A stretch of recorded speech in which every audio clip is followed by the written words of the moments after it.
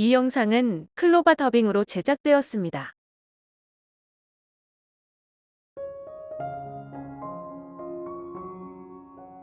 42. 내가 개척한 교회, 되찾을 수 있을까요? 교회는 기도가 쌓이는 거룩한 장소입니다.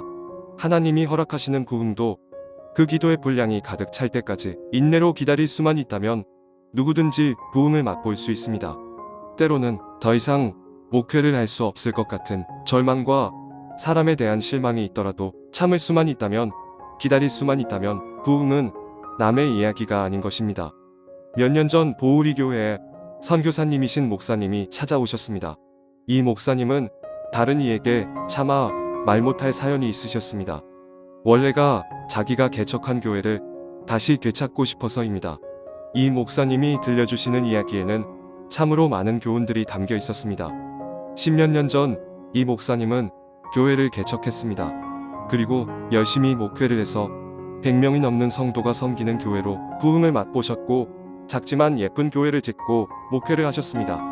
그런데 문제는 몇 년 전부터 생겨났습니다.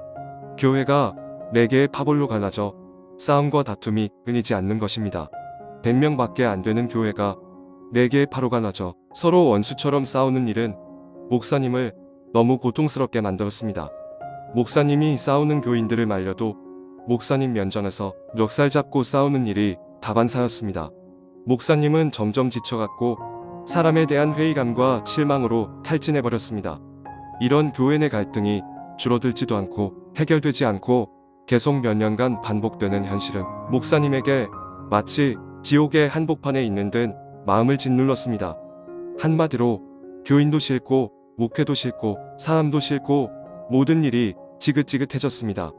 목사님이 이 고통의 시간들을 조금만 인내하고 기도하며 이겨내셨어야 했는데 안타깝게도 그렇게 하지 못했습니다.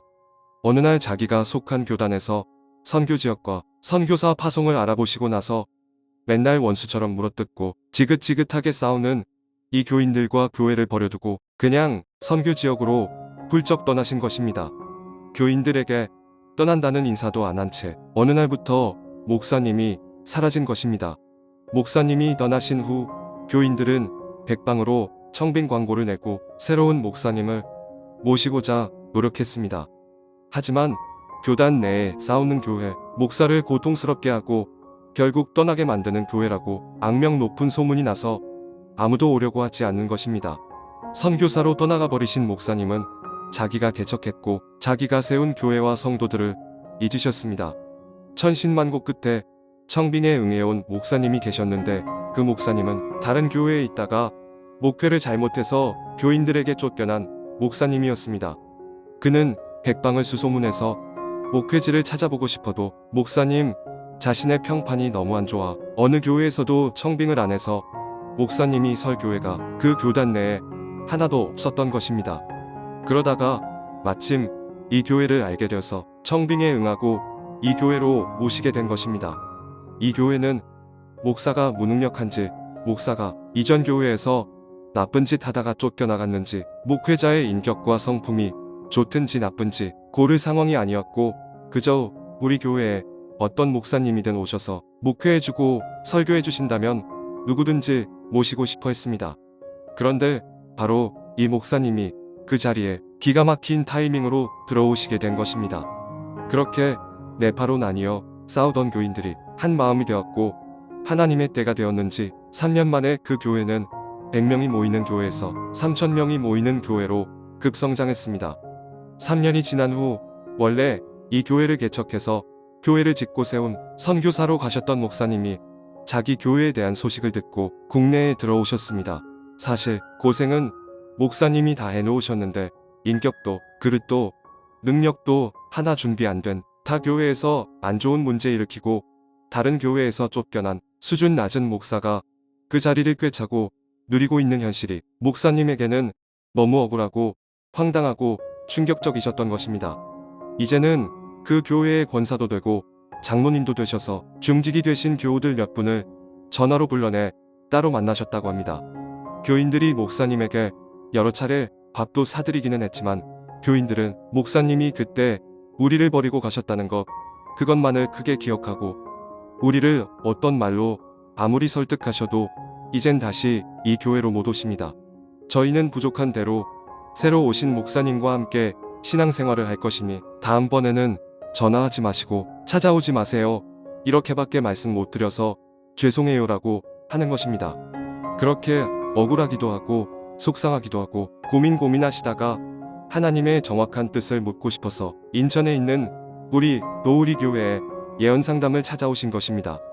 이순자 원장님 통하여 주시는 성령님의 뜻이 정확히 무엇인지를 알고 싶어 하셨습니다. 원장님에게 그 목사님은 제가 세운 그 교회를 다시 되찾을 수 있을까요? 하고 물으셨습니다. 그 질문에 대한 성령님의 대답은 내가 교회와 성도들을 지긋지긋하다고 버리고 떠났지 않느냐. 이미 늦었다. 되찾을 수 없으니 단념하라는 단호한 말씀이었습니다. 그러면 저는 이제 어떻게 해야 하나요? 물으시는 목사님의 질문에 성령님의 대답은 너의 시골 고향으로 가라 하시는 것입니다. 그곳에서 다시 목회를 시작하라 하시는 것입니다. 그곳에서 다시 열심히 목회를 하면 너에게 원래 주려고 했던 그 부흥의 복을 또 내려주실 것이다 라고 위로해 주셨습니다. 원장님과 상담이 끝나고 그 목사님은 집으로 돌아가셨고 원장님도 방금 찾아오신 목사님의 사연이 하도 기이하고 안타까워서 최근 힘들어하던 고한영 목사에게 상담 중에 있었던 이야기들을 들려주었습니다. 그래서 제가 이 사실을 알게 된 것입니다. 저는 이 상담 사례를 들으며 남의 이야기가 아니라 내 이야기처럼 가슴 팍 꽂히며 들렸습니다.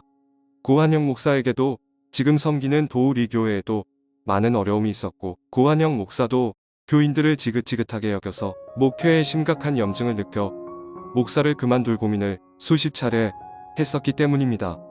그 목사님이 교인들끼리 으르렁대며 물어뜯고 싸우고 목사님의 권면도 안 듣고 교회가 온통 싸움판이었을 때 그 목사님이 견디기 힘들어했을 상황이 이심전심 가히 짐작이 가는 것입니다. 교회는 기도가 쌓입니다. 세월 속에 먼저 섬기던 교인이 떠날 수도 있고 원래 섬기던 목사님이 이런저런 이유로 사임하고 떠날 수도 있습니다. 그런데 그 교회에는 떠나간 교인의 기도도 그대로 쌓여있고 눈물 뿌리며 헌신하던 개척 시절의 목사님의 기도도 그대로 쌓여있고 교회마다 하나님이 허락하실 그때가 되면 부흥을 주시는 것입니다. 그래서 그때 그 자리에 누가 계속 교회를 지키고 있느냐가 중요한 것이겠지요.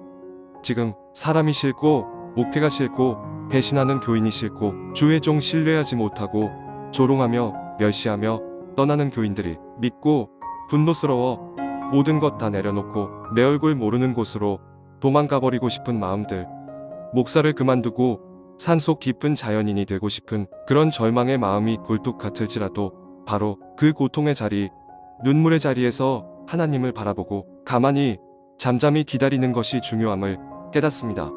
교회 부흥을 위하여 목회자가 행해야 할 제일 중요한 것은 바로 인내라는 것, 하나님의 때까지 기다리는 것입니다. 고한영 목사도 하나님이 이루실 때까지 끝까지 기다리는 마지막 시름을 꼭 이겨내리라 두 주먹 불끈 쥐고 다짐해봅니다.